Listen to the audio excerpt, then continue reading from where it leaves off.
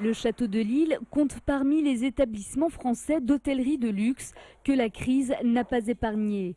Depuis le mois de septembre dernier, l'hôtel a perdu 8% de ses réservations professionnelles, l'essentiel de son chiffre d'affaires. Pas question pour autant de baisser ses tarifs au risque de toucher au prestige de l'établissement.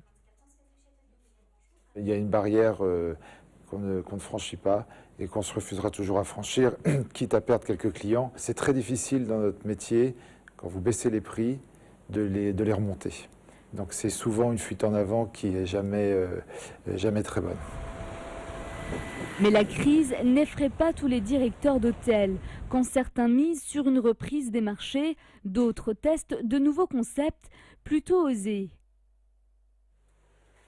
François Garchet n'a pas hésité à investir dans cette chambre très haut de gamme et futuriste qu'il propose au tarif de 230 € la nuit jusqu'en 2030. La crise, ça ne veut rien dire. La crise pour certains, d'autres pas. Hein, donc il y en a qui en profitent. Et à mon avis, à ce moment-là, c'est essentiel de rebondir pour en profiter pour après-crise. Vous savez, le travail que vous faites maintenant, vous avez les résultats 6 mois après. Donc ça permet d'avoir des résultats sûrement. Et je pense que de nos jours, il ne faut pas avoir peur d'oser. Vous savez, la France en ce moment, ce qui ne va pas en ce moment, c'est qu'on a fait des rêves en France. En 62, on a sorti le paquebot France. En 76, le Concorde. Alors je ne me prends pas, je ne pense pas que Max Champ peut révolutionner la France, mais je pense que de nos jours, il faut que la France ose un petit peu. Et en ce moment, on est un petit peu froussard en ce moment. Au total, la chambre lui aura coûté 60 000 €, un produit d'appel onéreux qu'il ne rentabilisera pas.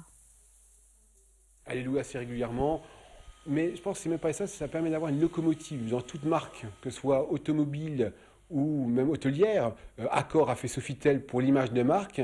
Il faut toujours avoir une locomotive. Et ça, pour moi, c'est une locomotive pour l'hôtel.